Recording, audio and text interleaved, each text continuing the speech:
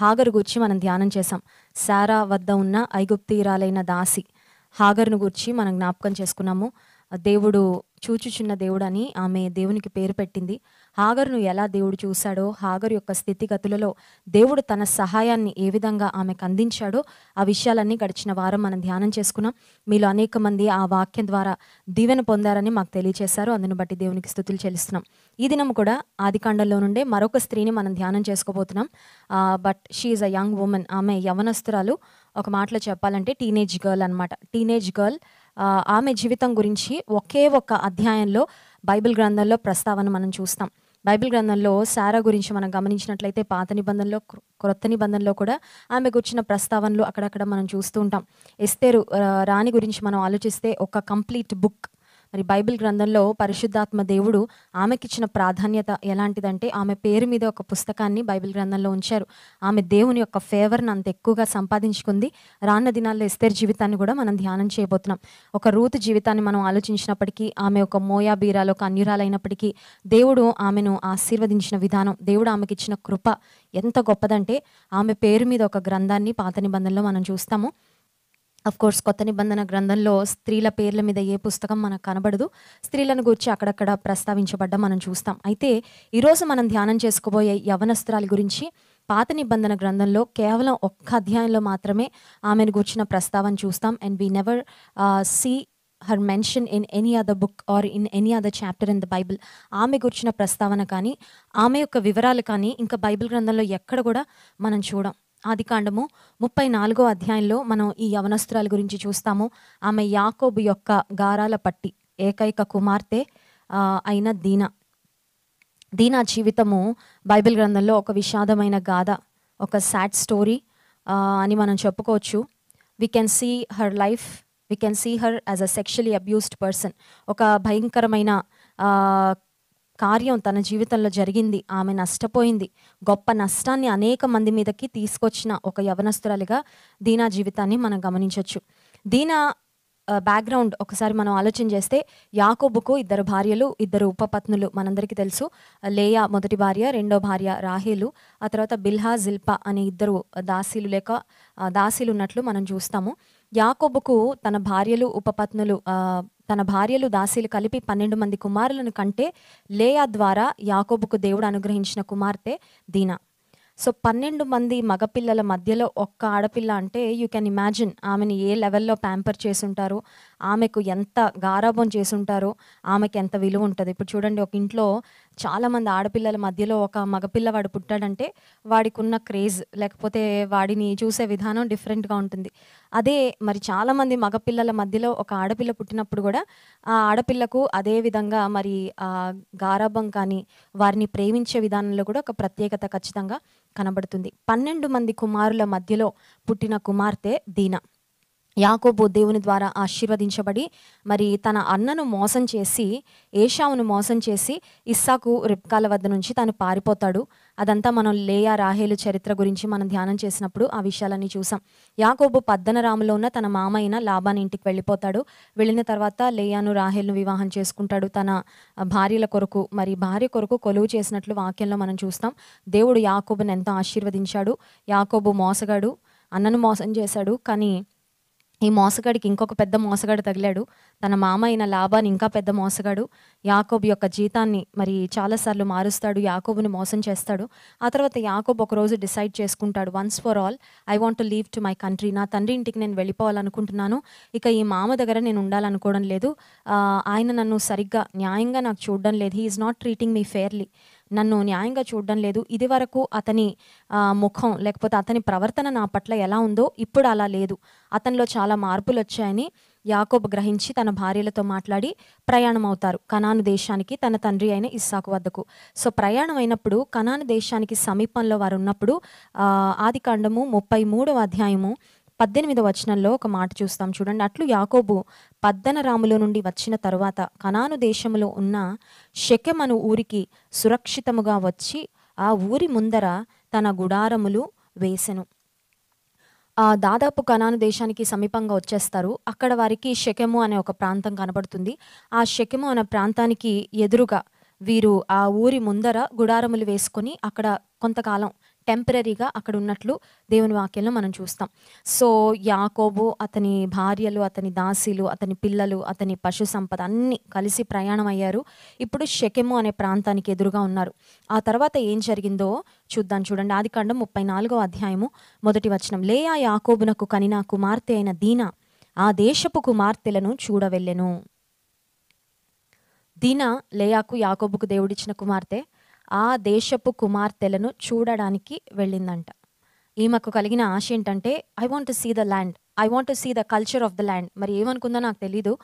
ఇక్కడ ఆడపిల్లలు ఎలా ఉంటారు, వాళ్ళ వస్త్రధారణ ఎలా ఉంటుంది, వాళ్ళ జ్యువెలరీ ఎలా ఉంటుంది, వాళ్ళ వేషభాషలు ఎలా ఉంటాయి, ఒకసారి వెళ్ళి చూసేసి వద్దాము అని బయలుదేరింది. She went to see. ఇంగ్లీష్లో ఔటింగ్ అంటారు కదండి. కొంతమందికి ఇళ్లల్లో కాళ్ళు అస్సలు ఆగవు, మగపిల్లలకు అసలు ఆగవు అనుకోండి. కొంతమంది ఆడపిల్లలు కూడా అలాగే ఉంటారు. ఆడపిల్లలు చక్కగా ఇంటి పట్టున తల్లి వెనకాల ఎంత ప్రొటెక్టెడ్గా, ఎంత జాగ్రత్తగా ఉంటే అంత మంచిది వివాహ వయసు అయ్యే వరకు. ఎందుకంటే కనబడని వారికి, వారి కంట పడినా, వెళ్ళకూడని ప్రదేశాలకు వెళ్ళినా మరి ఊహించని నష్టాలు పొందుకుంటున్న ఆడపిల్లలను ఎంతోమందిని ఈ సమాజంలో మనం చూస్తూనే ఉన్నాం. ఒక ప్రియాంక రెడ్డిని మనం తీసుకున్న, ఒక దిశాను మనం తీసుకున్న, మరి ఆమె తన పని నిమిత్తం బయటకు వెళ్ళింది. భయంకరంగా ఒక క్రూర మృగం వంటి స్వభావం కలిగిన యవనస్తుల చేతిలో పడి ఆమె తన ప్రాణాలను ఎంతో నిస్సహాయ స్థితిలో పోగొట్టుకుంది. ఆ అంశం మరి ఇది 2 తెలుగు రాష్ట్రాల్లో ఉన్న ప్రజలందరినీ కలచివేసింది. ఆమెకు ఖచ్చితంగా జస్టిస్ జరగాలని ప్రతి ఒక్కరూ మరి ఏకకంఠంతో ఆ రోడ్స్ మీదకొచ్చి కోరుకున్నారు, వి వాంట్ జస్టిస్ ఫర్ దిశ అని. ఆ తర్వాత ఏం జరిగిందో మనందరికీ తెలుసు. ఎందుకు ఈ మాటలు చెప్తున్నానంటే, నేటి సమాజంలో ఆడపిల్లలకు ఏ విధమైన క్షేమం కానీ, భద్రత కానీ లేదు. ఈ రోజుల్లోనే కాదు, ఆ రోజుల్లో కూడా లేదు. ఆదికాండంలో అంటే మరి చాలా this is thousands of years ago, అనేక వేల సంవత్సరాల క్రితం కూడా ఆ కల్చర్, లేకపోతే అక్కడున్న ప్రదేశం, ప్రాంతం, అక్కడున్న మనుషులు, వారి స్థితిగతులు, వారి మనస్తత్వాలు ఎప్పుడూ ఒకే రకంగా ఉన్నాయి. మానవుని స్వభావము బహు చెడ్డది, మానవుని హృదయము మోసకరమైనది, దుష్టత్వంతో నిండి ఉంది. మనుషుల హృదయంలో నుండి వచ్చేవి దుష్టమైన తలంపులు, దుష్టమైన ఆలోచనలు, కామ వికారయుక్తమైన తలంపులు, ఇవన్నీ మనుషుల హృదయంలో నుండి వచ్చేవి. ఆది నుంచి కూడా అలాగే ఉన్నాయి, ఇప్పటికీ కూడా అలాగే ఉన్నాయి. ఇంకా ఒక మాటలో చెప్పాలంటే పరిస్థితులు రోజు రోజుకి దిగజారిపోతున్నాయి తప్ప బెటర్ మాత్రం ఖచ్చితంగా అవ్వట్లేదండి. ఎందుకంటే సొసైటీ రోజు రోజుకి, మన ఫోన్స్ అంతకుముందు ల్యాండ్ లైన్స్ ఉండేవి, ఇప్పుడేమో ఫోన్స్ వైర్లెస్ అయిపోయి, ఫోన్స్ హ్యావ్ బికమ్ వైర్లెస్.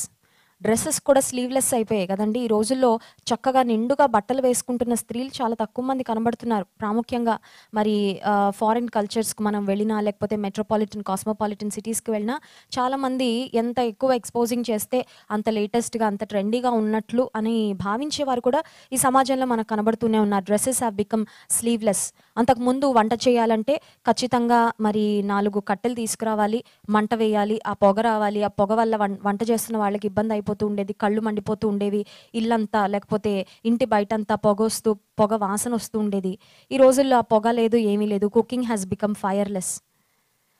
ఇలా ఒక్కొక్కటి జీవితంలో లెస్ అయిపోతూ ఉన్నాయండి. Wireless, sleeveless, cooking has become fireless. ఇలా అన్నీ చూసుకుంటా ఉంటే మనిషి బాగా అడ్వాన్స్ అయిపోతున్నాడు. టెక్నాలజీ చాలా అడ్వాన్స్ అయిపోతుంది. కానీ ఆఖరికి మ్యాన్ హ్యాస్ బికమ్ గాడ్లెస్. మనిషి ఎలా తయారైపోతున్నాడంటే దేవుడు లేకుండా తయారైపోతున్నాడు, దైవికమైన విలువలు లేకుండా తయారైపోతున్నాడు, దైవ భయము లేకుండా తయారైపోతున్నారు. నాకేంటి, నా జీవితం, నా ఇష్టం, నేను ఏం చేయాలనిపిస్తే అది చేస్తాను, నన్ను ప్రశ్నించేవారు ఎవరు, నన్ను అడిగేవారెవరు, నా మనస్సు లేకపోతే నా శరీరం నన్ను ఏమి చేయమని ప్రేరేపిస్తే అది చేస్తాను అన్నట్లుగా మనుషులు రోజు రోజుకి నైతికంగా, సామాజికంగా దిగజారిపోతున్నారు. దిగజారిపోతున్న సమాజంలో మనం బ్రతుకుతున్నాం. ఈ దీనా ఇంటి నుంచి బయలుదేరింది. మరి తల్లి పర్మిషన్ అడిగిందో లేదో నాకైతే తెలీదు, వాళ్ళ అమ్మ లేయా పర్మిషన్ ఇచ్చిందో లేదో, వాళ్ళ మమ్మీ పర్మిషన్తోనే, ఆమె యొక్క సుముఖతతోనే బయటకు వెళ్ళిందో లేదో నాకు తెలియదు. కానీ ఆ దేశపు కుమార్తెలను చూడాలని వెళ్ళింది. యవనస్తులైన ఆడపిల్లలు ఒకవేళ ఈ కార్యక్రమాన్ని చూస్తున్నట్లయితే, ప్రియమైన చెల్లెమ్మ, పని ఉంటే తప్ప, అవసరమైతే తప్ప ఇంట్లోంచి బయటకు వెళ్ళొద్దు. ఎందుకంటే ఈ సమాజము క్షేమకరమైన సమాజము కాదు. This world is not a safe place. ఈ ప్రపంచం లేకపోతే ఈ సమాజం అంత క్షేమకరమైన సమాజం ఖచ్చితంగా కాదు. కొంతమంది ఉంటారండి ఆడపిల్లలు, నాకు ఎవరంటే భయం లేదు, నేను ఎవరు ఎదురొచ్చినా వాళ్ళని ఎలా హ్యాండిల్ చేయాలో నాకు తెలుసు, అని చాలాసార్లు తెగింపుతో, ధైర్యంతో వెళ్ళిపోతూ ఉంటారు. కాలేజ్‌కి వెళ్ళొద్దని నేను చెప్పట్లేదు. ఒకవేళ ఏదన్నా ఇంపార్టెంట్‌వి ఏమన్నా కొనడానికి బయటకు వెళ్ళాల్సొచ్చినప్పుడు వెళ్ళొద్దని నేను చెప్పడం లేదు. ఒకవేళ ఉద్యోగాలు చేస్తున్నట్లయితే ఉద్యోగాలు చేసుకోవద్దు, ఉద్యోగాలు చేయొద్దు అని చెప్పడం లేదు. కానీ అనవసరంగా ఊరికే అలా చూసొద్దాం. ఇక్కడ పరిస్థితులు ఎలా ఉన్నాయో ఒకసారి చూద్దాం. ఈ రోజుల్లో చూడండి, విండో షాపింగ్ బాగా పాపులర్ అయిపోయింది. సమ్మర్ వస్తే టీవీ ఛానల్స్‌లో కూడా చూపిస్తుంటారు, న్యూస్ ఛానల్స్‌లో. అది చాలామంది ప్రజలు ఇళ్లల్లో వేడి తట్టుకోలేక ఇంట్లో ఏసీ ఎందుకు, లేకపోతే ఇంట్లో ఏసీకి కరెంటు బిల్ ఎందుకని మార్నింగ్ చక్కగా టిఫిన్ చేసేసి వచ్చేసి ఈవినింగ్ దాకా షాపింగ్ మాల్స్‌లో తిరిగేసే వాళ్ళు కూడా చాలామంది ఉంటారు. ఏంటంటే అన్ని షాపుల్లోకి వెళ్ళిపోయి చక్కగా విండో షాపింగ్ అనమాట. ఏమి కొనాలని వెళ్ళరు, కానీ జస్ట్ వెళ్ళి అలా టైం పాస్ చేసేయడం. యవనస్తురాలైన దీనా కూడా ఆ దేశపు కుమార్తెలను చూడడానికి వెళ్ళింది. One step out of her house has changed her life for ever. ఆమె ఇంటిలో నుంచి బయటకు వేసిన ఒక్క అడుగు ఆమె జీవితాన్ని మొత్తం తలక్రిందులు చేసి పడేసిందండి. ఒక్క అడుగే, ఇంట్లో నుంచి బయటకు వేసిన ఒక్క అడుగు, ఒక్క ఔటింగ్, ఒక్క ప్రయాణం, ఒక్క షికారు ఆమె జీవితాన్ని మొత్తం తలక్రిందులు చేసేసింది. ఎందుకు ఈ మాట చెప్తున్నానంటే, ఇంటి నుంచి బయటకు అడుగు వేసేటప్పుడు అవసరం అయితే వెళ్ళండి, అవసరం లేకపోతే వెళ్ళొద్దు. ఊరికే చూద్దాంలే, ఊరికే ఏం జరుగుతుందో చూద్దాం, లేకపోతే ఎవరైనా ఫ్రెండ్స్ దొరుకుతారేమో ఫ్రెండ్షిప్ చేసుకుందాం, లేకపోతే షాపింగ్ చేద్దాం, పిచ్చాపాటి మాట్లాడుకోవడానికి, టైం పాస్ చేయడానికి. ఇంట్లో బోర్ కొడుతుంది కదా, ఇంట్లో తల్లికి సహాయం చేయడానికి చాలామందికి మనసు ఉండదు, కానీ ఇంట్లో బోర్ కొడితే బయటకు వెళ్ళిపోతుంటారు ఫ్రెండ్స్తో తిరగడానికి. సో ఆడపిల్లలకు ఇది క్షేమకరమైన సమాజం కాదు. ఇది ఆనాడే దీనా జీవితంలో జరిగిన సంఘటన. ఈనాటికి కూడా ఇటువంటి సంఘటనలు ఎన్నో జరుగుతున్నాయి. సో యవనస్తులైన ఆడపిల్లలకు ప్రాముఖ్యంగా దీనా జీవితము ఒక గొప్ప హెచ్చరిక. ఈమె ఏం చూడ్డానికి వెళ్ళింది అని ఆలోచిస్తే ఆ దేశపు కుమార్తెలను చూడవెళ్ళని. She wanted to see the young girls in the land. ఆ దేశంలో ఉన్న ఆడపిల్లలను చూడాలని ముందు ఆశ కలిగితేనే కదా వెళ్ళేది, తలంపు వస్తేనే కదా వెళ్ళేది. ఈ ఉదయకాల సమయంలో ఈ కార్యక్రమాన్ని చూస్తున్న మనందరం కూడా మనల్ని మనం ఒక ప్రశ్న వేసుకోవాలి. నీ జీవితంలో నీకు ఏమి చూడాలని ఆశ కలుగుతుంది? What is your desire? What do you want to see? Bible గ్రంథంలో కొంతమంది భక్తులు మాకు ఇది చూడాలనుంది ప్రభా అని కొన్ని ప్రార్థనలు చేశారండి. ఒకసారి దేవుని వాక్యంలో మనం చూద్దాం. చూడండి, కీర్తనల గ్రంథం 119వ కీర్తన 18వ వచనంలో దావీదు రాజు ఒక అద్భుతమైన ప్రార్థన చేశాడు. సామ్ 119 వర్స్ 18, 119వ కీర్తన 18వ వచనాన్ని చదువుతున్నాను. నేను నీ ధర్మశాస్త్రమునందు ఆశ్చర్యమైన సంగతులను చూచినట్లు నా కన్నులు తెరువుము. Lord, open the eyes of my heart so that I can see the wondrous things that are hidden in your word. దావీదు రాజు చూడాలంటే ఎన్ని లేవు, ఎన్ని ఉండవు. ఒక రాజు ఏం చూడాలంటే అది చూడొచ్చు, ఎక్కడికి వెళ్ళాలంటే అక్కడికి వెళ్ళొచ్చు. He has all the freedom in the world. అతనికి బోల్డ్ అంత స్వాతంత్రం ఉంది, ఏమి కావాలంటే అది చూడగలడు. చూడండి, పాతకాలంలో రాజులు ఏం చేస్తూ ఉండేవారంటే, వాళ్ళకు ఒక డ్యాన్స్ చూడాలనుకుంటే నృత్యకారులు, చక్కగా నృత్యాలు చేసేవారిని, కళాకారులను పిలిపించుకొని డ్యాన్స్ చేయించుకునేవారు. వారికి ఏదైనా మైండ్ బాగాలేదనుకోండి, కాసేపు రిలాక్సేషన్, కాసేపు ఎంజాయ్మెంట్ కావాలంటే, వారికి ఏం కావాలంటే అది అప్పటికప్పుడు వాళ్ళ కళ్ళ ముందు క్రియేట్ చేసేస్తారు ఖచ్చితంగా. ఎందుకంటే ఆయన రాజు కాబట్టి, రాజుకి ఏ కోరిక వస్తే ఆ కోరిక నెరవేర్చుకోవచ్చు, రాజుకి ఏ ఆశ వస్తే ఆ ఆశ తీర్చుకోవచ్చు. కానీ దావీదు భక్తుడు రాజయుండి తాను దేవుని సన్నిధిలో దేని కొరకు ఆశిస్తున్నాడంటే, నీ గ్రంథమందు ఆశ్చర్యమైన సంగతులను చూచినట్లు నా కన్నులను తెరువు. దేవుని వాక్యాన్ని చదువుకుంటున్నప్పుడు దేవుని బిడ్డలంగా మనలో ప్రతి ఒక్కరం ఆ ప్రార్థన చేసుకోవాలి. దేవా, నీ గ్రంథము ఒక ధననిధి లాంటిది. నీ గ్రంథంలో అనేకమైన మర్మాలున్నాయి. నీ గ్రంథంలో ఉన్న మాటలు విస్తారమైన వెండి బంగారు కంటే, ముత్యాల కంటే, రత్నరాశుల కంటే కోరదగినవి నీ మాటలు. నీ మాటలు నేను గ్రహించడానికి, నీ మాటలు నేను అర్థం చేసుకోవడానికి నా కన్నులను తెరువు. దావీదు భక్తుడు చేసిన అద్భుతమైన ప్రార్థన. ఎఫెసీ పత్రిక 1వ అధ్యాయం 17 నుండి 19 వచనాల వరకు అపోస్తలుడైన పౌలు కూడా ఎఫెసీ సంఘం కొరకు ఒక చక్కని ప్రార్థన చేశారు. చూడండి, ఎఫెసీ పత్రిక 1వ అధ్యాయము 17వ వచనం నుండి కొన్ని మాటలు నేను చదవాలని ఆశపడుతున్నాను. మరియు మీ మనోనేత్రములు వెలిగింపబడినందున ఆయన మిమ్మల్ని పిలిచిన పిలుపు వలనైన నిరీక్షణ ఎట్టిదో, పరిశుద్ధులలో ఆయన స్వాస్థ్యం యొక్క మహిమైశ్వర్యం ఎట్టిదో, ఆయన క్రీస్తునందు వినియోగపరిచిన బలాతిశయమును బట్టి విశ్వసించు మనయందు ఆయన చూపుచున్న తన శక్తి యొక్క అపరిమితమైన మహాత్మ్యం ఎట్టిదో మీరు తెలుసుకొనవలెనని మన ప్రభు అయిన యేసుక్రీస్తు యొక్క దేవుడైన మహిమా స్వరూపియగు తండ్రి తన్ను తెలుసుకొనుట యందు మీకు జ్ఞానమును ప్రత్యక్షతయు గల మనస్సు అనుగ్రహించినట్లు నేను నా ప్రార్థనల యందు మిమ్మను గూర్చి విజ్ఞాపన చేస్తున్నాను. I'm praying for you that you get a greater revolution of God. దేవుని మనస్సును మీరు గ్రహించగలిగినట్లు ఆయన మీకు జ్ఞానం ఇవ్వాలని, మీ మనోనేత్రాలు ఆయన తెరవ చేయాలని. ఇంగ్లీష్ బైబిల్లో ఉంది, so that the eyes of your heart might be opened. ఒక చక్కని పాట ఉంది, English worship song, open the eyes of my heart lord so that I can see you. నిన్ను నేను చూచినట్లు నా మనోనేత్రములు నువ్వు తెరువు ప్రభువా. బాహ్య నేత్రాలతో కనిపించిన ప్రతి చెత్త చూస్తుంటాం కదండి. బాహ్య నేత్రాలతో చూడాలనిపించిన ప్రతి వ్యర్థమైన చూస్తుంటాం, కానీ దేవుని నిజంగా మనం చూడాలంటే మన అంతరంగ నేత్రాలు తెరవబడాలి, మన మనోనేత్రాలు తెరవబడాలి. అందుకే దేవుని వాక్యంలో మనం చూస్తాము, అపవాది కొంతమంది యొక్క మనోనేత్రాలకు గుడ్డితనం కలుగు చేసిందంట. దేవుని వారు చూడలేనట్లు, దేవుని వారు గ్రహింపలేకుండానట్లుగా అనేక మంది యొక్క మనోనేత్రాలకు అపవాది గుడ్డితనం కలుగు చేసింది. దేవుని బిడలంగా మన ఆశ ఏమై ఉండాలంటే, మన కోరిక ఏమై ఉండాలంటే, మన ప్రార్థన ఏమై ఉండాలంటే, నా మనోనేత్రాలు నువ్వు తెరువు ప్రభువా. నిన్ను చూచినట్లు, నీ ప్రత్యక్షత నేను పొందుకున్నట్లు, నీ మహిమా ప్రభావములను నేను గుర్తించినట్లుగా నా మనోనేత్రాలను నీవు తెరువు దేవా అనే ప్రార్థన మనం చేసుకోవాలి. మత్తయి సువార్త 5వ అధ్యాయంలో కూడా యేసుక్రీస్తు ప్రభు కొండ మీద ప్రసంగం చెప్తున్నప్పుడు అనేకమైన శ్రేష్టమైన అంశాలు అక్కడ ఉంటాయి.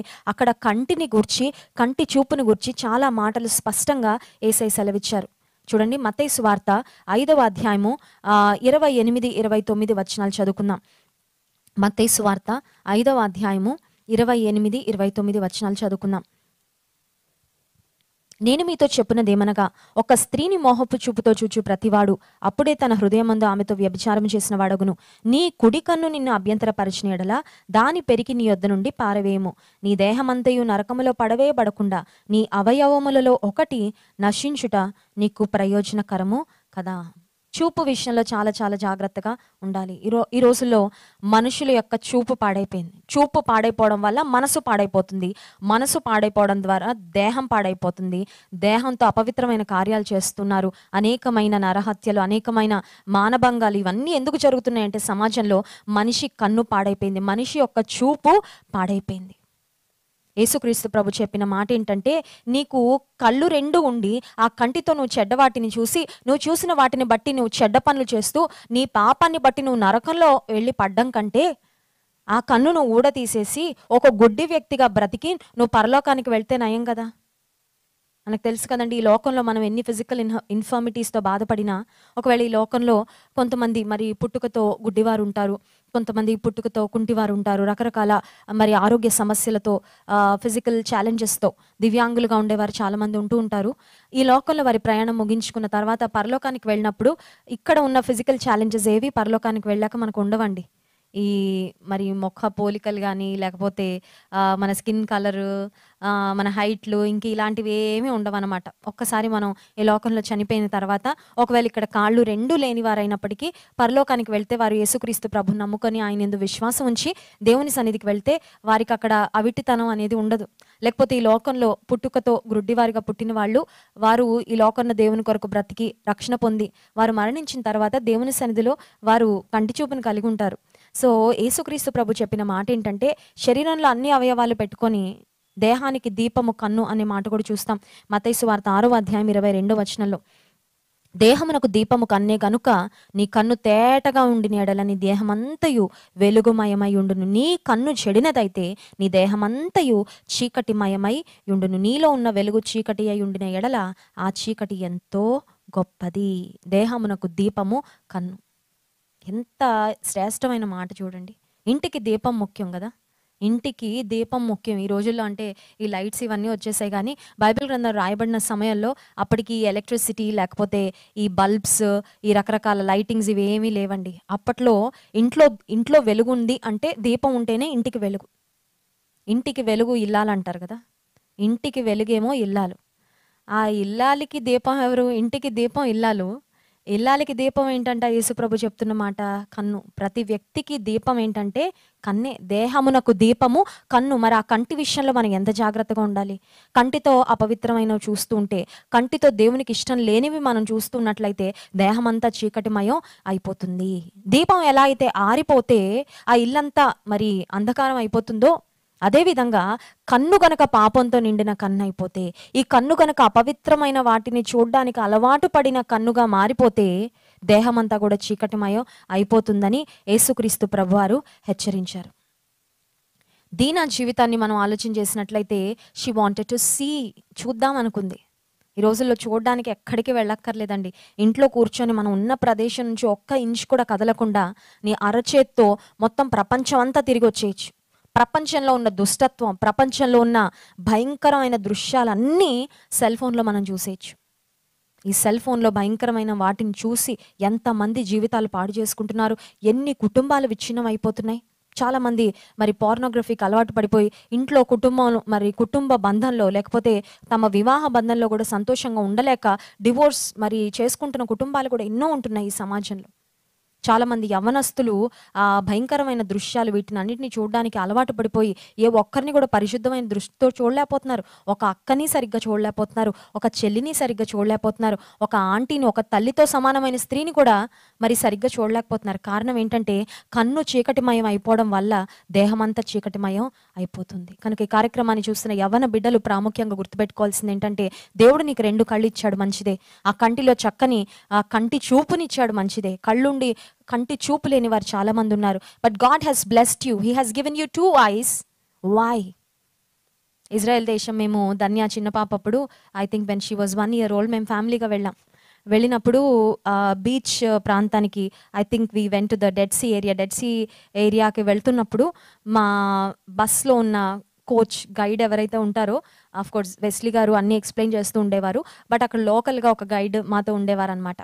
ఆయన కరెక్ట్గా బస్ దిగుతూ ఉన్నప్పుడు ఒక పాట పాడారు. ఆ పాట ఏంటంటే, O B careful little eyes what you see, O B careful little eyes what you see, for the father up above is looking down in love, O B careful little eyes what you see. చిన్న పిల్లలు పాడుకునే పాట. నేను కూడా చిన్నప్పుడు నేర్చుకున్నా ఇది. Sunday స్కూల్స్లో నేర్పిస్తూ ఉంటాం కదా, O B careful little years what you here, O B careful little hands what you do అని ఆ పాట ఉంటుంది. ఓ కళ్ళు జాగ్రత్త, మీరు ఏమి చూస్తారు. బీచెస్కి వెళ్ళినప్పుడు చాలామంది భయంకరమైన దృశ్యాలు చూస్తూ ఉంటారు, వాళ్ళ మనసంతా పాడైపోతుంటుంది. మా బస్లో ఉన్న ఆ గైడ్ ఆ పాట పాడి ఆ తర్వాత ఆయన వెళ్ళిపోయాడు అనమాట. ఎందుకు ఈ మాట చెప్తున్నానంటే, ఈ దీన దైవికమైన కుటుంబానికి చెందిన యవనస్తురాలే. తన తండ్రి దేవుని ద్వారా వాగ్దానం చేయబడి లేకపోతే ఒక శ్రేష్టమైన కుటుంబంలో నుంచి వచ్చిన కుమార్తె. అబ్రహాము, ఇస్సాకు, యాకోబుల ఆ వంశంలో పుట్టిందంటేనే ఆమె నిజంగా దేవుని కృపను పొందుకోవాల్సిన స్త్రీ, ఒక ధన్యురాలని చెప్పుకోవాలి. 12 మంది కుమారుల మధ్యలో ఆమె పుట్టే కృపను దేవుడిచ్చారు. తన తండ్రి యొక్క భక్తి జీవితం లేకపోతే తన తాత యొక్క భక్తి జీవితం, తన ముత్తాత యొక్క భక్తి జీవితం, వీటన్నిటి గురించి తనకు తెలిసే ఉండాలి. కానీ అక్కడున్న స్త్రీలను లేకపోతే అక్కడున్న యవ్వనస్తులను, కుమార్తెలను, దేశపు కుమార్తెలను చూడాలని వెళ్ళిన తర్వాత ఏం జరిగిందంటే 34వ అధ్యాయము 2వ వచనం. ఆ దేశమును ఏలిన హివ్వీయుడైన హమోరు కుమారుడగు షెకెము ఆమెను చూచి ఆమెను పట్టుకొని ఆమెతో శయనించి ఆమెను అవమానపరచెను.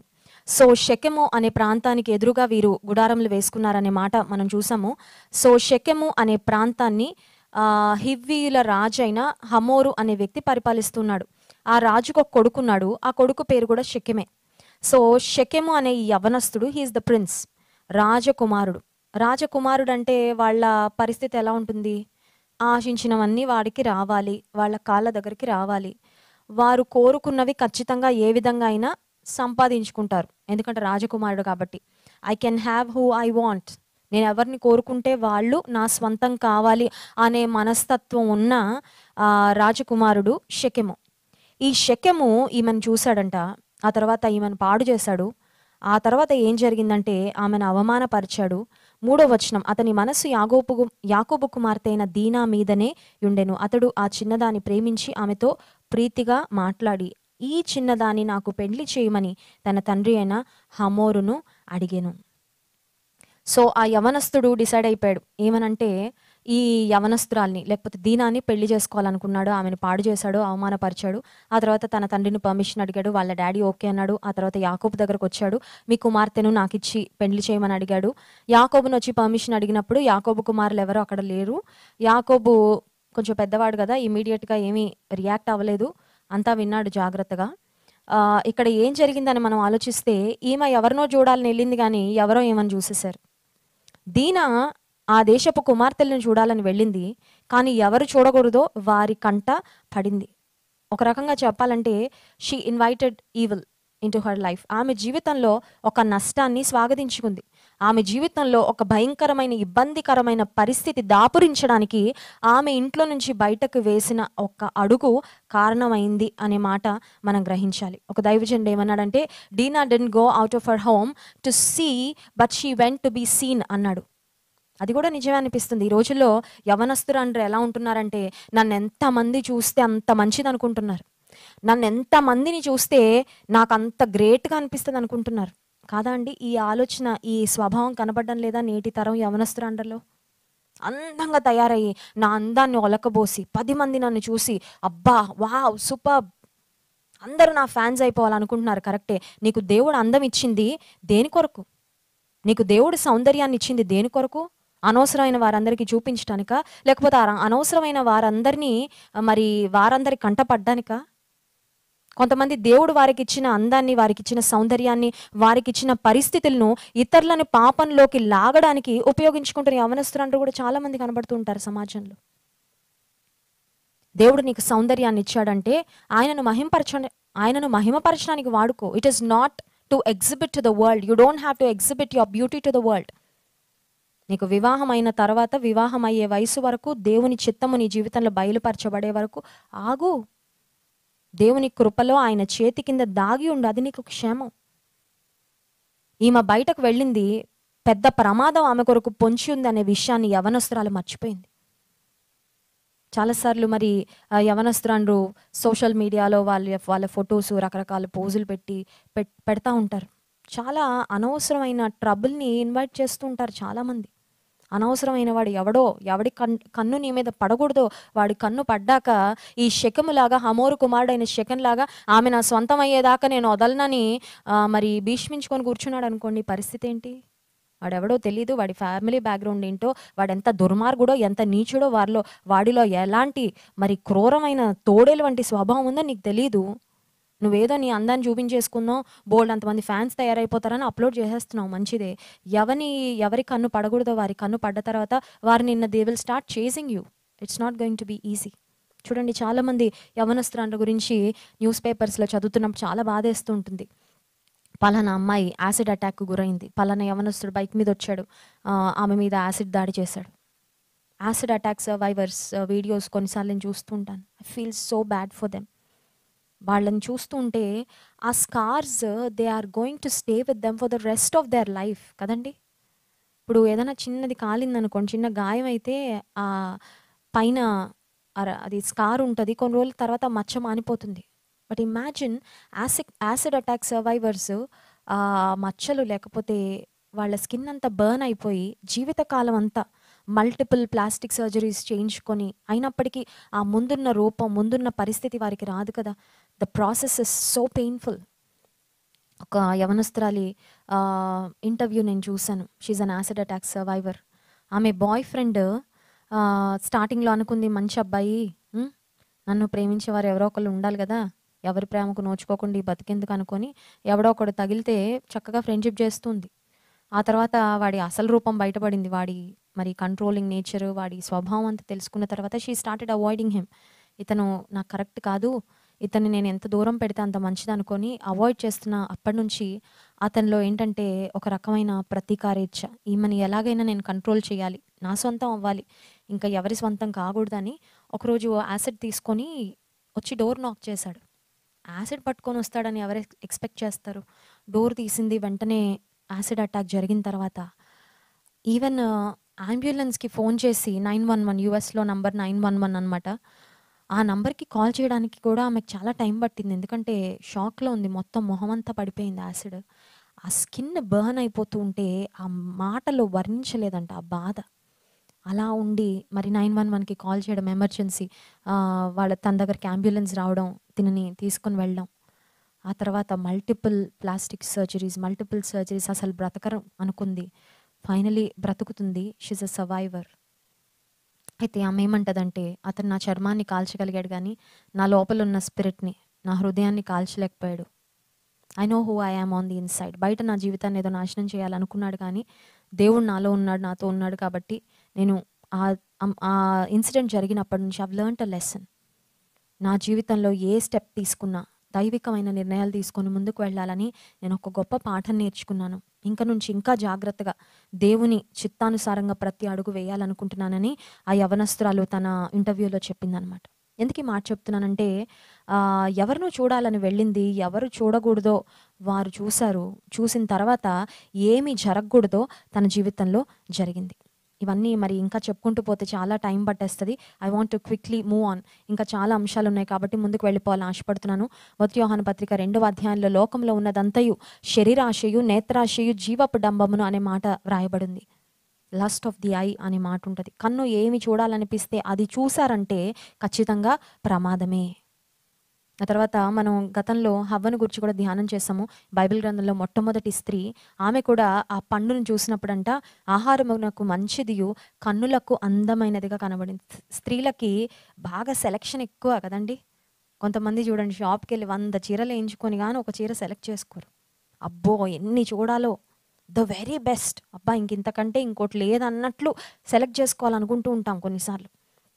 కన్నులకు అందమైనది అని సెలెక్ట్ చేసుకుంది. ఆ కాయ తినింది, ఆ పండు తినింది. ఆ తర్వాత లోకంలోకి పాపము, శాపాన్ని హవ్వ ఆహ్వానించినట్లు దేవుని వాక్యంలో మనం చూస్తాం.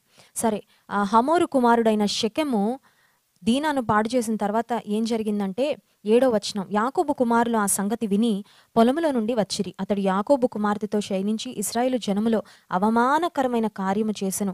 అది చేయరాని పని గనుక ఆ మనుషులు సంతాపము పొందిరి, వారికి మిగుల కోపము వచ్చెను. ఇక్కడ 3 మాటలు కనబడతాయండి మనకి.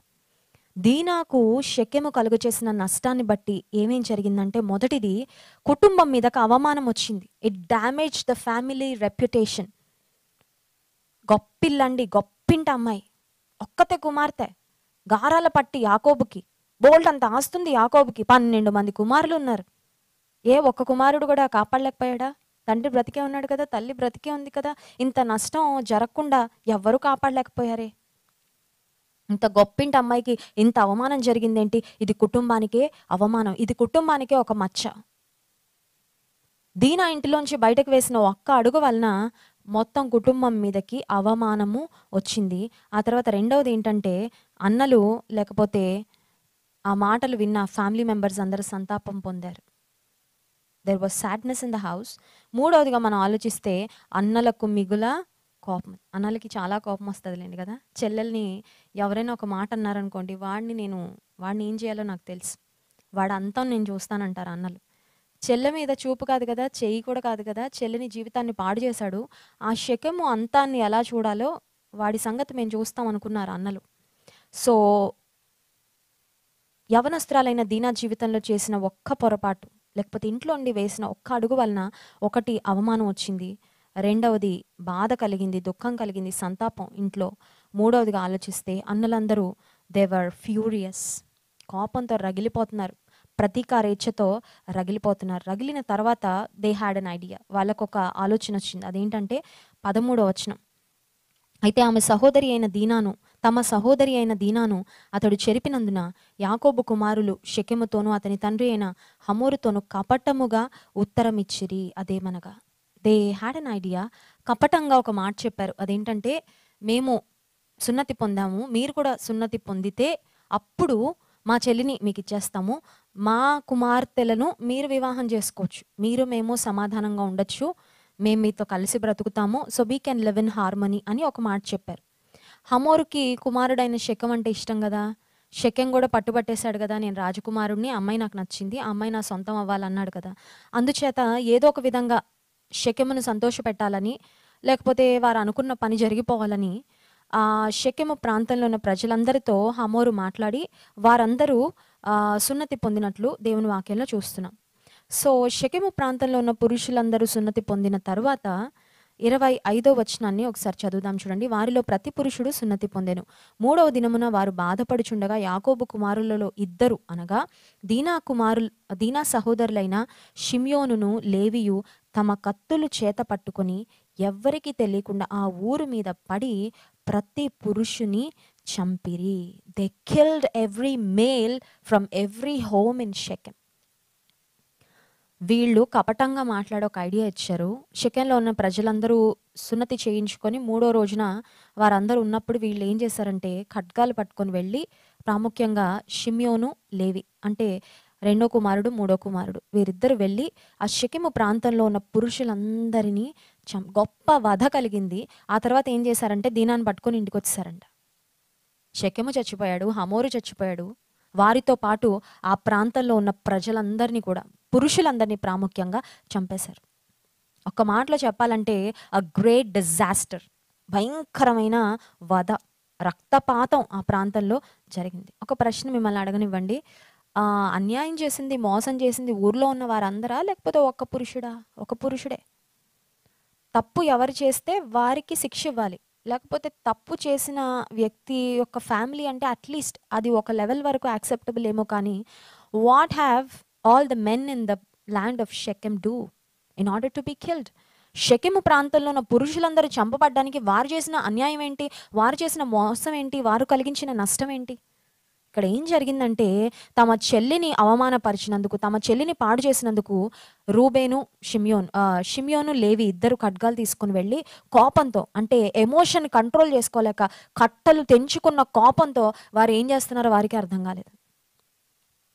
నేను లేయా జీవితం గురించి మాట్లాడుతున్నప్పుడు రాహేలు జీవితం గురించి ఒక టాక్సిక్ ఎమోషన్, మనిషిలో ఉండే ఒక టాక్సిక్ ఎమోషన్ గురించి చెప్పాను. I don't know if you still remember it.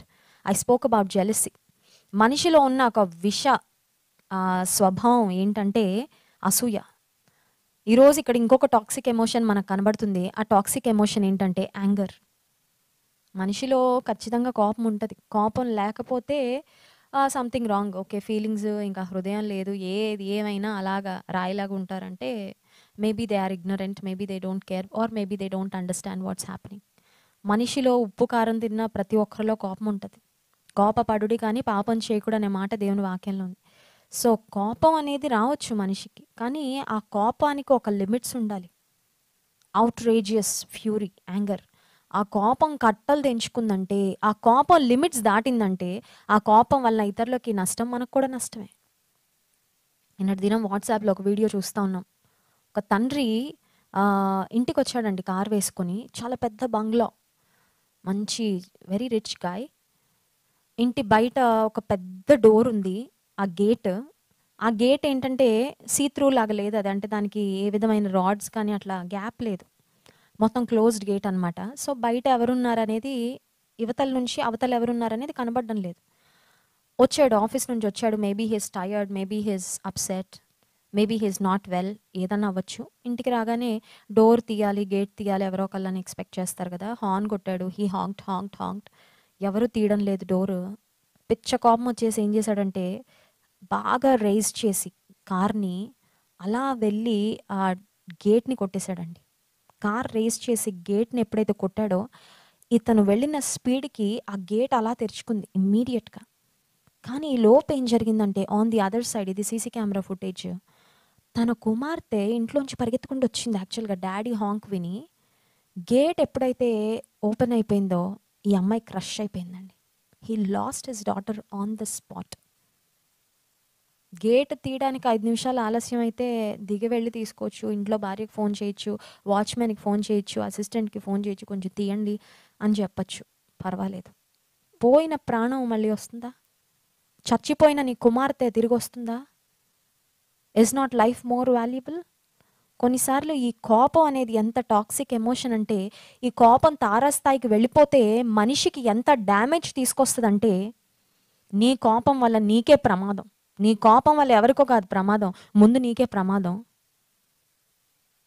దీనా చేసిన ఈ ఒక్క రాంగ్ డెసిషన్ ఇంట్లోంచి బయటకు అడుగు పెట్టడం వల్ల తన సహోదరులు ఇద్దరు మర్డరర్స్ అయిపోయారు, నరహంతకులు అయిపోయారు. ఆదికాండం 49వ అధ్యాయము 5 నుండి 7 వచనాల వరకు మనం చూస్తే యాకోబు తన కుమారులు ఒక్కొక్కరి గురించి చెప్పుకుంటూ వస్తాడు.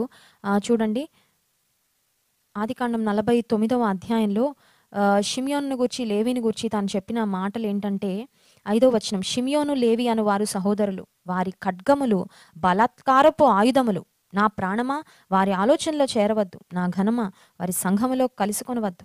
వారు కోపము వచ్చి మనుషులను చంపిరి. 7వ వచనం, వారి కోపము వేండ్రమైనది, వారి ఉగ్రతయు కఠినమైనది, అవి శపింపబడును. యాకోబులో వారిని విభజించెదను, ఇశ్రాయేలులో వారిని చెదరగొట్టెదను. 12 గోత్రాలు, 12 మంది గోత్రకర్తలు. నేను ఎప్పుడు జ్ఞాపకం చేస్తున్నాను, ఆశీర్వాదమునకు వారసులవుటకు మనం పిలువబడ్డాం, శాపాన్ని వారసత్వంగా పొందుకోవడానికి కాదు.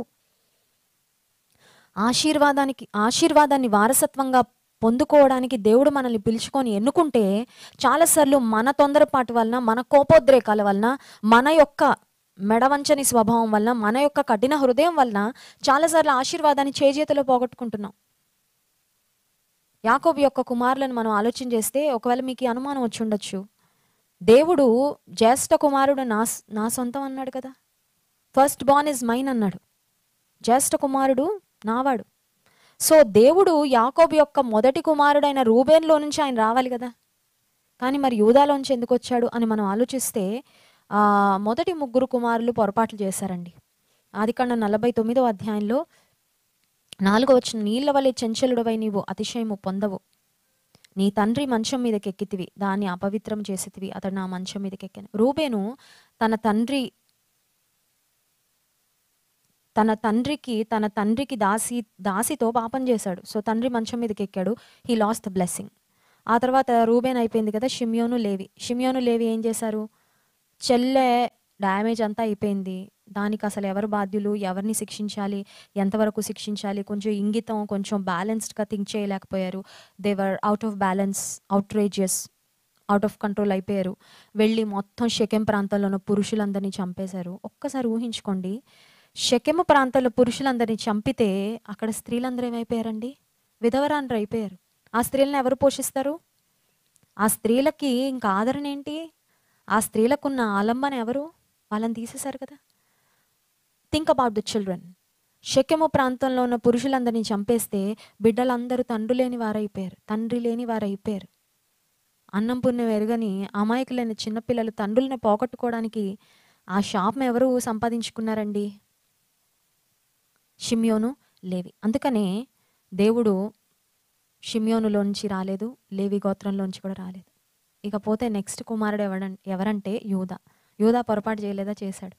తామారు జీవితాన్ని మనం ధ్యానం చేసినప్పుడు, తన కోడలైన తామారు భర్తను పోగొట్టుకొని ఉన్నప్పుడు ఆమె పక్షంగా న్యాయంగా ప్రవర్తించలేదు, ఆమెను ఇగ్నోర్ చేశాడు, ఆమె పట్ల తన బాధ్యతను నిర్వర్తించలేకపోయాడు, ఒక తండ్రిగా ఆదరించలేకపోయాడు.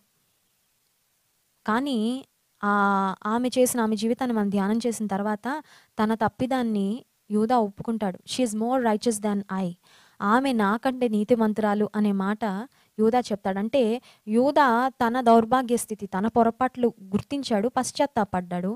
తామారు యొక్క నీతిని, తామారు చేసిన పని, ఆమె ఇంటెన్షన్ ఏంటో యూదా మరి ఒప్పుకున్నట్లు వాక్యంలో మనం చూస్తాం. అందుకని మొదటి 3 కుమారులను దేవుడు ప్రక్కన పెట్టి యూదా గోత్రంలో నుండి యూదా గోత్రపు సింహంగా యేసుక్రీస్తు ప్రభు వచ్చినట్లు దేవుని వాక్యంలో చూస్తాం. సరే, అవన్నీ ఇక్కడ మాట్లాడుకోవడానికి సమయం లేదు. కానీ షిమ్యోను, లేవీలు నరహంతకులు అయిపోయారు. They became murderers, they killed all the men in the land. ఫైనల్గా నేను ముగించాలని ఆశపడుతున్నాను. I want to say a word to all the mothers who are watching this programme. ఈ కార్యక్రమాన్ని చూస్తున్న చెల్లెమ్మలకి చాలా మాటలు చెప్పాను ఇప్పటి వరకు. అయితే తల్లులకు కూడా కొన్ని మాటలు చెప్పాలని ఆశపడుతున్నాను. తల్లులకి నేను చెప్పాలనుకుంటున్న మాటలు ఏంటంటే, ప్రియమైన తల్లులారా, దేవుడు మిమ్మల్ని ప్రేమించి మీకు బిడ్డల్ని ఇచ్చినట్లయితే ఆ బిడ్డల పెంపకం విషయంలో మనకి చాలా చాలా జ్ఞానం కావాలి. ఆ బిడ్డల పెంపకం విషయంలో మరి చాలా మెలకువ కావాలి. కొంతమంది తల్లులు ఏమనుకుంటుంటారంటే, మా పిల్లల్ని మేము బాగా ప్రేమిస్తున్నామంటే వాళ్ళు ఏం అడిగితే అది ఇచ్చేస్తే అది బాగా ప్రేమించినట్లు అనుకుంటారు. But you are actually spoiling your kids in the process. మీ పిల్లల్ని మీరు చెడగొడుతున్నారు అడిగినవన్నీ ఇచ్చి. అది అర్థమవుతుందా మీకు?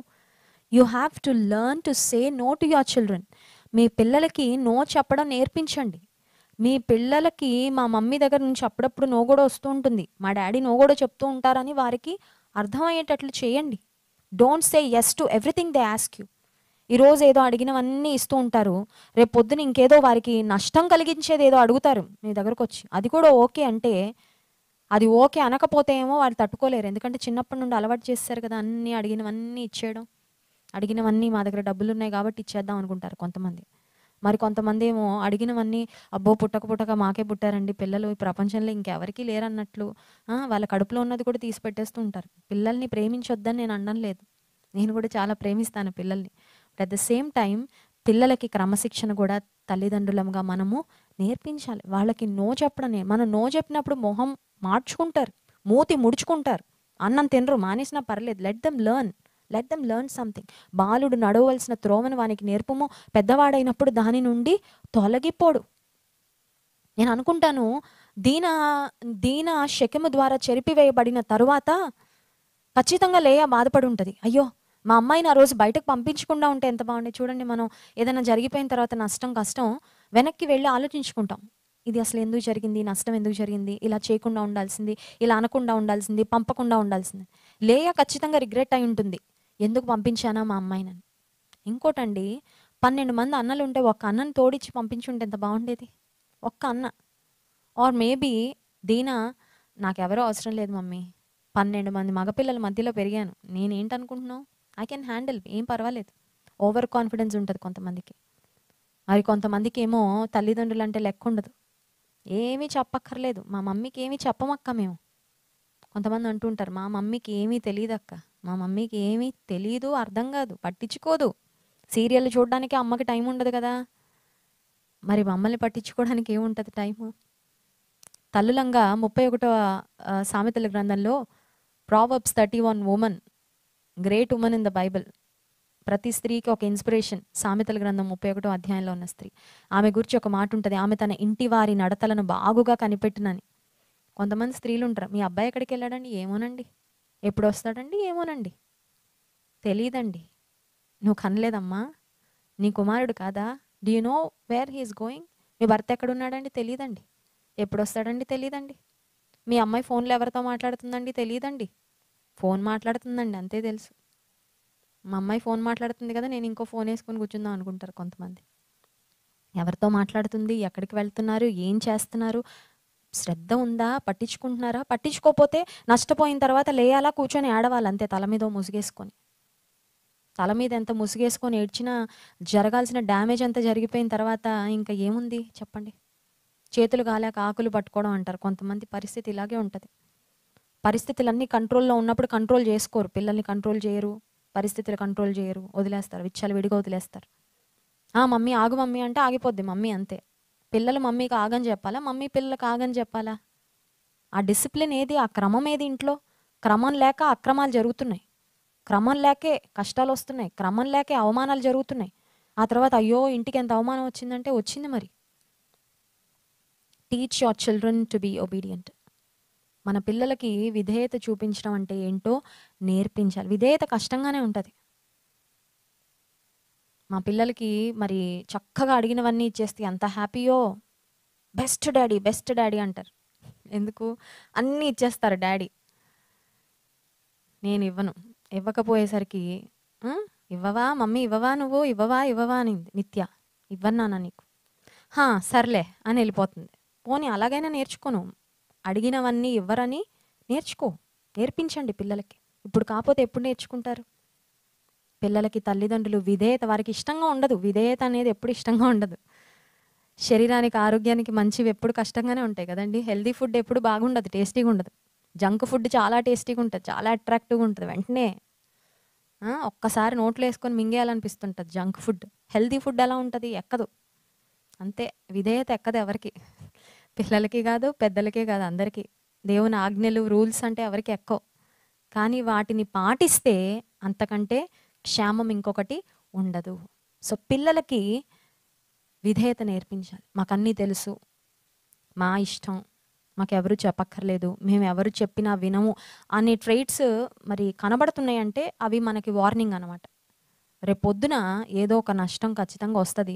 ఆ నష్టం వచ్చాక బాధపడడం కంటే ముందే పిల్లలను చిన్నగా దైవికమైన విధానంలో మనం ట్రైన్ చేయాలి. వాళ్ళని కొన్నిసార్లు తిట్టాలి, కొన్నిసార్లు కొట్టాలి. కొట్టడం అంటే ఏదో చర్మం ఊడిపోయేటట్టు లేకపోతే రక్తాలు కారేటట్టు అనడం లేదు. కానీ we have to discipline them so that they can walk in godly ways. Teach them to accept no. ఇంకొక మంచి విషయం ఏంటంటే తల్లిదండ్రులు పిల్లలకి వాళ్ళ పర్మిషన్ అడగడం నేర్పించాలి. ఇది బాగా ఫ్రీడమ్ ఎక్కువైపోతుందండి ఈ రోజుల్లో. ఎంత ఫ్రీడమ్ అంటే పిల్లలు ఎక్కడికెళ్తారో గూడా చెప్పకుండా వెళ్ళిపోతారు. ఎప్పుడెళ్తారో తెలీదు.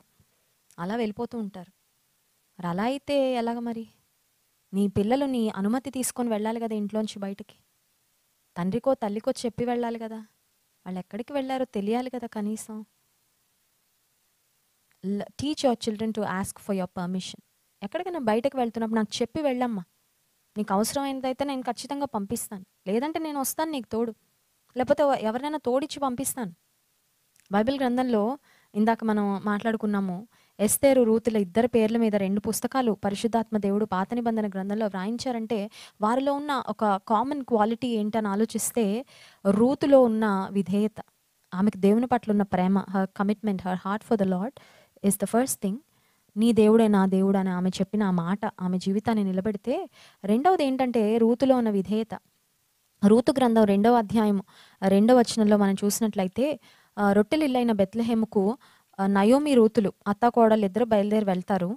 అత్తాకోడళ్ళు బయలుదేరి వెళ్ళిన తర్వాత కోడలైన రూతు నయోమితో చేస్తున్న సంభాషణ, వారిద్దరి మధ్యలో కాన్వర్జేషన్ ఒకసారి చూడండి. రూతు గ్రంథం 2వ అధ్యాయం 2వ వచనం. మోయాబీరాలైన రూతు, నీ సెలవైన ఎడల నేను పొలంలోనికి పోయి ఎవని కటాక్షం పొందగలనో వాని వెనుక పరిగె ఏరుకొందున నయోమితో చెప్పగా ఆమె, నా కుమారి పొమ్మని. నీ సెలవైన ఎడల అంటే ఏంటి? If you permit me, if you allow me.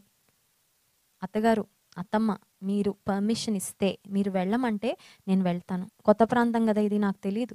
I don't know the culture of the land. I don't know how the people are. ఏది మంచిదో, ఏది చేయాలో, ఏది చేయకూడదో, ఈ పరిస్థితులు, ఈ స్థితిగతులు నాకు కొత్త. I'm strange to this land. నువ్వు నన్ను గైడ్ చేస్తే నేను వెళ్తాను. ఆ అండర్స్టాండింగ్ చూసారండి. ఈ రోజుల్లో మేజర్ అండర్స్టాండింగ్ ప్రాబ్లమ్స్ ఇక్కడే వస్తున్నాయి between mother in law and daughter in law. Third world wars అన్నీ ఇక్కడ నుంచే అనమాట. Mother in law daughter in లాకి పచ్చగడ్డి వేస్తే బగ్గుమనిపోద్ది. మదర్ ఇన్ లాని చూడగానే డాటర్ ఇన్ లా మొహం మాడిపోతూ ఉంటుంది. డాటర్ ఇన్ లాని చూడగానే మదర్ ఇన్ లాకి కోపం వచ్చేస్తుంటుంది. కానీ ఇక్కడ the best mother in law and daughter in law in the world award ఏమైనా ఉంటే వీళ్ళకి ఇవ్వచ్చు. ఎవరికి? రూతుకి, నయోమికి. ఆమె నయోమిని అడుగుతుంది, నీ సెలవైన ఎడల. ఆమె సెలవిచ్చింది, వెళ్ళమ్మా. వెళ్ళినందుకు క్షేమం జరిగింది, మేలు జరిగింది. రూతు యొక్క జీవితము ఆశీర్వాద భరితంగా మారిపోయింది. ఎందుకంటే ఆమె చక్కగా తన మీద, ఇప్పుడు భర్త లేడు, తల్లిదండ్రులు విడిచిపెట్టి వచ్చింది, తనకంటే పెద్దవారు ఎవరు? తన అత్తగారే. ఆమె యొక్క గైడెన్స్లో వెళ్ళింది కాబట్టి దేవుడు ఆమెను ఖచ్చితంగా ఆశీర్వదించాడు. So her obedience to her mother in లా. అలాగని అత్తగారులందరూ కోడళ్ళని రిమోట్ కంట్రోల్ చేయమని చెప్పట్లా. నేను అత్తగారులకు సపోర్ట్ కాదు, కోడళ్ళకు కూడా సపోర్ట్ కాదు. మీరు అనుకోవద్దు బ్లెస్సీ గారు మీరు కోడలు కాబట్టి మీరు కోడలకే సపోర్ట్ చేస్తారని. అత్త కోడళ్ళ మధ్యలో ప్రేమ ఉన్నప్పుడు చక్కని ఆ అనురాగం, ఆ మంచి అండర్స్టాండింగ్, అత్తగారిని మరి ఎప్పుడు ఎక్కడ ఎలా గౌరవించాలో అది తెలుసుకున్నప్పుడు మంచి హార్మోనీ రిలేషన్షిప్లో ఉంటుంది. సో నయోమి పర్మిషన్ అడిగి రూతు వెళ్ళింది. అదే మన ఎస్తేరు జీవితంలో కూడా ఒక్కసారి ఆలోచన చేసినట్లయితే, ఎస్తేరు అనాథ, తల్లిదండ్రులు లేరు. మొర్దెకై యొక్క పినతండ్రి కుమార్తె హదస్స లేక ఎస్తేరు. అయితే మొర్దెకై ఈమెను కుమార్తెగా అడాప్ట్ చేసుకుంటాడు. ఆ ఒక కుమార్తెలాగా అడాప్ట్ చేసుకుంటాడు మొర్దెకై. ఎస్తేరు అందగత్తె ఖచ్చితంగా. ఎందుకంటే అంతమంది ఆడపిల్లలలో, అంతమంది కన్యకలలో రాజు ఈమెను సెలెక్ట్ చేశాడంటే do you think she is ugly? ఈమె అందవిహీనంగా ఉన్న స్త్రీ అనుకుంటున్నారా? ఎందుకంటే రాజు కొంతమంది స్త్రీలని మరి క్యాప్టివ్గా తీసుకొని వెళ్తారు రాజ అంతఃపురంలోనికి, వారికి ట్రైనింగ్ ఇవ్వడానికి, బ్యూటీ ట్రీట్మెంట్స్ ఇవ్వడానికి. ఆ సమయంలో బెస్ట్ విమెన్నే సెలెక్ట్ చేశారు. So she is definitely beautiful and attractive. ఆమెను తీసుకొని వెళ్ళిన తర్వాత ఆమె తన తండ్రి, అంటే తండ్రిగా అడాప్ట్ చేసుకున్నాడు కదా, కుమార్తెగా అడాప్ట్ చేసుకున్నాడు. మొర్దెకై యొక్క గైడెన్స్లోనే ఉంది. Even after she became the queen. రాజు అంతఃపురంలోకి వెళ్ళిపోయినా, ఆమె ఒక రాణి స్థానానికి వెళ్ళిపోయినా, ఆమె తల మీద కిరీటం ఉన్నా, ఆమె కింద బోల్డంత మంది చెలికత్తెలు, బోల్డంతా మరి పనివారు, పరివారం. ఆమె అంతఃపురం వేరు, రాజంతఃపురం వేరు. ఆమె స్టేటస్, స్థితిగతులు అన్నీ మారిపోయాయి. God just exalted her to a place of influence. దేవుడు ఆమెను ఒక ఉన్నతమైన స్థానానికి హెచ్చిస్తే ఎస్తేరు ఆమె జీవితంలో చూస్తాం అంటిల్ ది ఎండ్, ఆమె చివరి దశ వరకు మొర్దెకైను ఆమె ఎలా ప్రేమించిందో, మొర్దెకైకి ఆమె ఎలా విలువ, మొర్దెకై మాటలకు ఎలా విధేయత చూపించిందో మనం జాగ్రత్తగా గమనించొచ్చు. ఎందుకు ఈ మాటలు చెప్తున్నానంటే, ఎస్తేరుని చూసుకోవడానికి తల్లిదండ్రులు లేరండి. No one to really watch over her. తల్లిదండ్రులు ఉన్న వాళ్ళకి దొరికినంత కేర్ తల్లిదండ్రులు లేని వారికి చాలాసార్లు దొరకదు. అంత విషయంలో పట్టించుకొని చెప్పేవారు ఉండరు. అయితే ఎస్తేర్‌లో మనం చూడాల్సిన అంశం ఏంటంటే, ఆమె దైవభక్తి కలిగిందే Esther.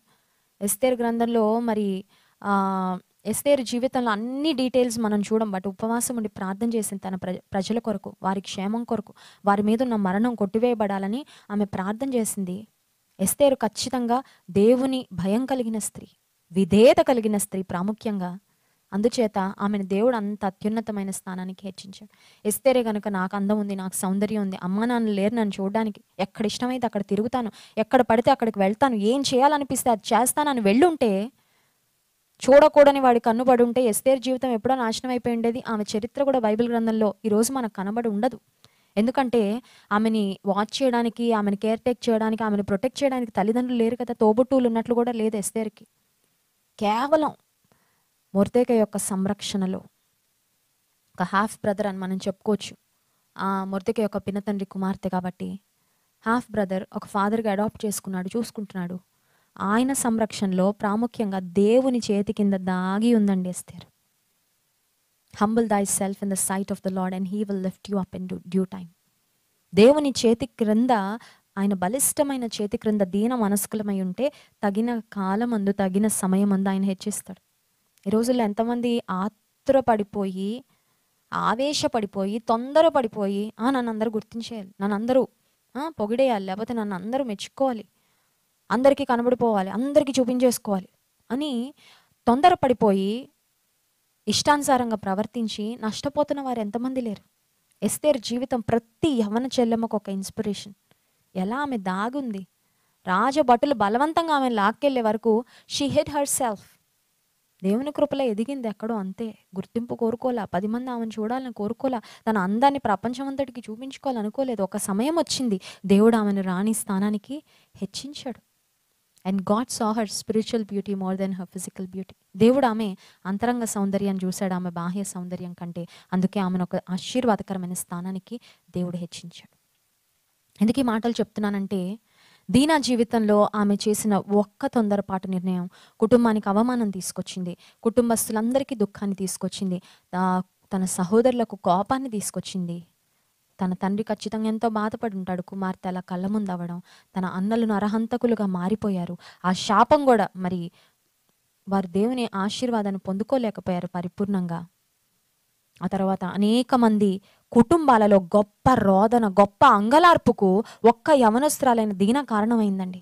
One girl, one wrong decision, one wrong step has caused a great disaster.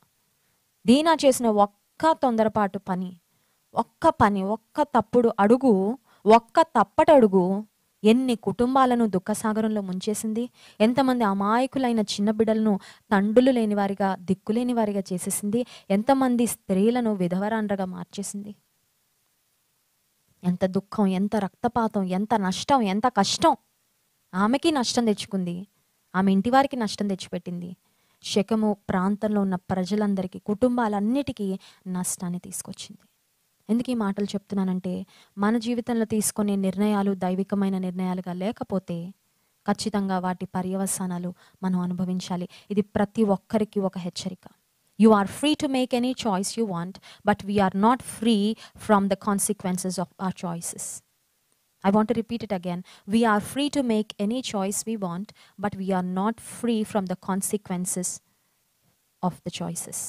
మనం ఏ తీర్మానాలు, ఏ నిర్ణయాలైనా తీసుకోవడానికి మనకి స్వేచ్ఛ ఉంది, స్వాతంత్రం ఉంది. I'm free, I can do anything with my life అని నువ్వు అనుకుంటున్నావు, కరెక్టే.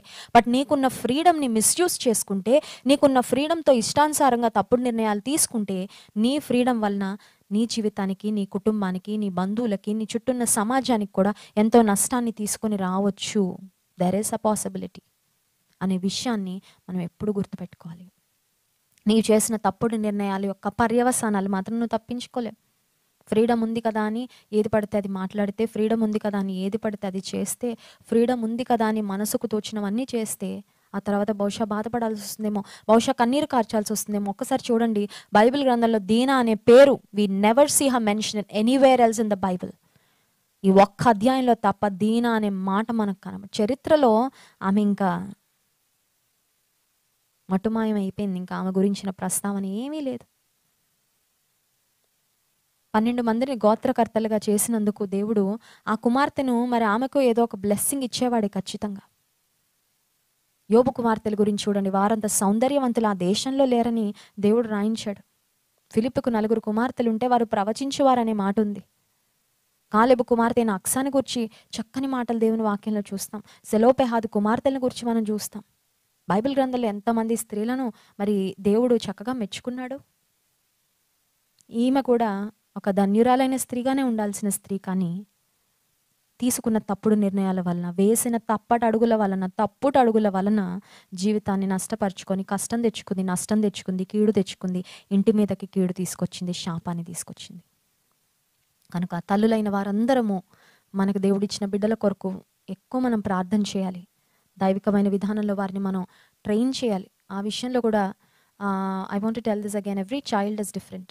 ఒకే లాజిక్ అందరికీ వర్కౌట్ అవ్వదండి. ఒక్కొక్క బిడ్డకు ఒక్కొక్క మనస్తత్వం ఉంటుంది. ఒక్కొక్క పిల్లలు ఒక్కొక్క రకంగా ఆలోచిస్తుంటారు. కొంతమంది సెన్సిటివ్గా ఉంటారు, కొంతమంది బాగా స్ట్రాంగ్గా ఉంటారు, కొంతమంది స్ట్రాంగ్ విల్ ఉంటుంది, కొంతమంది బాగా పట్టుదల ఉంటుంది, కొంతమంది చిన్న మాటకి చాలా సెన్సిటివ్ అయిపోతారు. సెన్సిటివ్గా ఉండే వాళ్ళకి పెద్ద సుత్తి తీసుకొని కొట్టక్కర్లేదు, పగిలిపోద్ది అది. అర్థమవుతుందండి? కొంతమంది హృదయాలు, పిల్లల హృదయాల గురించి చెప్తున్నాను, పెద్దల హృదయాలు కూడా. But I want to talk about rising kids.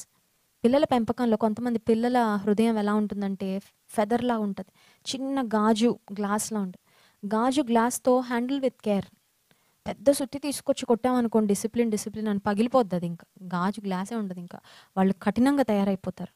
ఇంకా ఏం చెప్పినా ఎక్కదు. ఇంకా ఎలా చెప్పాలి? వారి మనస్తత్వాన్ని బట్టి, వారి ఆలోచన విధానాన్ని బట్టి you need patience, you need wisdom, you need prayer. జ్ఞానవంతురాలు తన ఇల్లు కట్టుననుంది కదా, ఇదే జ్ఞానం. ఎవరితో ఎలా మాట్లాడాలి, ఎవరిని ఏ బిడ్డని ఎలాగా మలచాలి. సో దేవుడిచ్చే కృపతో, దేవుడిచ్చే ఆయన చేసే సహాయంతో, ఆయన ఇచ్చే ఆత్మ జ్ఞానంతో మనం ముందుకు వెళ్ళినప్పుడు మన బిడ్డలను మనం ప్రభు కొరకు పెంచగలం. మరి దేవుడు ఒక తల్లి అనే పాత్రలో మనల్ని పెట్టినందుకు ఆ పాత్రకు మనం న్యాయం చేయాలి ఖచ్చితంగా. నేను కూడా ప్రార్థన చేసుకుంటుంటా, ప్రభా నమ్మి నాకు 3 బిడ్డల్ని ఇచ్చావు, నేను న్యాయం చేయాలి. వారిని నేను ఎలా పెంచాలని నువ్వు ఎక్స్పెక్ట్ చేస్తున్నావు అలా నేను పెంచాలి, నాకు సహాయం చేయి. I cannot do it in my own strength, I cannot do it in my own wisdom. నాకున్న జ్ఞానంతో నేను చేయలేను, అది నాకున్న బలం సరిపోదు. నువ్వు సహాయం చేస్తేనే, నువ్వు నడిపిస్తేనే, నువ్వు కాపాడితేనే మా బిడ్డల్ని మేము కాపాడుకోలేం. నువ్వు సహాయం చేయాలని అన్ని విషయాలు మన దేవుని మీద ఆధారపడినప్పుడు మన బిడ్డలను బట్టి మనకు సంతోషం, మన బిడ్డల్ని బట్టి దేవుని నామానికి మహిమ వచ్చే విధంగా దేవుడు వారిని ఆశీర్వదిస్తాడు. కనుక మరి యవన బిడ్డలు మీకు ఉన్నట్లయితే వారి కొరకు ఎక్కువ ప్రార్థన చేయండి. వారి యొక్క ప్రతి పరిస్థితిని జాగ్రత్తగా గమనిస్తూ వారికి మంచి గైడెన్స్ ఇవ్వండి. Be a friend. మరి ఆడపిల్లలు ఉన్నట్లయితే తల్లులు మంచి స్నేహితురాలి వలె ఒక ఫ్రెండ్ లాగా వారితో చక్కగా ఫ్రెండ్లీగా మూవ్ అయితే వారు అన్ని విషయాలు మీతో చెప్పుకుంటారు. ఒక మోనార్క్ లాగా, ఒక హిట్లర్ లాగా ఉంటే, ఒక పెద్ద పుల్లా ఉంటే పిల్లలు ఏమీ చెప్పరు తల్లిదండ్రులకి. మొత్తం జరగాల్సిన డ్యామేజ్ అంతా జరిగిపోతుంది వెనకాల. చక్కగా వారితో ఫ్రెండ్లీగా ఉంటూ, వారిని ప్రేమిస్తూ, వారిని అప్రిషియేట్ చేస్తూ, వారిని ఎంకరేజ్ చేస్తూ, చక్కగా వారి సమస్యలు తెలుసుకొని, వారి స్ట్రగుల్స్ తెలుసుకొని, వారి కొరకు మనం ప్రార్థన చేస్తూ, వారిని ధైర్యపరుస్తూ, వారిని గైడ్ చేస్తూ, కొన్నిసార్లు చిన్న చిన్న పొరపాట్లు చేసిన గివ్ దెమ్ సమ్ గ్రేస్. పర్లేదు, ఏం పర్లేదు నాన్న, నెక్స్ట్ టైం ఇలా చేయకు, ఇలా అనిపిస్తే నాకు చెప్పు. చక్కగా వారిని ప్రేమగా గైడ్ చేసినప్పుడు మన బిడ్డలు తప్పుడు మార్గాల్లోకి వెళ్లకుండా, తప్పటడుగులు వేయకుండా తల్లిదండ్రులంగా మనం వారికి సహాయం చేయొచ్చు. దేవుని కృప ఖచ్చితంగా మనకి తోడుగా ఉంటుంది. ఎందుకంటే కుటుంబాలను ఇచ్చేది మరి దేవుడే కనుక మన బిడ్డలను సంరక్షించేది కూడా దేవుడే. అపవాది చేతులకు వారిని దొరకకుండా దేవుడు మనకి సహాయం చేస్తాడు ఖచ్చితంగా. అయితే మనం తీసుకోవాల్సిన జాగ్రత్తలు మనం తీసుకోవాలి, మనం చేయవలసిన ప్రార్థన మనం చేయాలి. మనం వారిని ఏ విధంగా గైడ్ చేయాలో దేవుని సహాయం ద్వారా మనం చేసినప్పుడు దేవుడు తప్పకుండా తన కృపను మనకి అనుగ్రహిస్తాడు. కనుక మీ పిల్లలు ఒకవేళ దారి తప్పిపోయినట్లయితే వారి కొరకు ఎక్కువ ప్రార్థన చేయండి. దేవుడు తప్పకుండా వారిని సన్మార్గంలోకి తీసుకొని వస్తారు.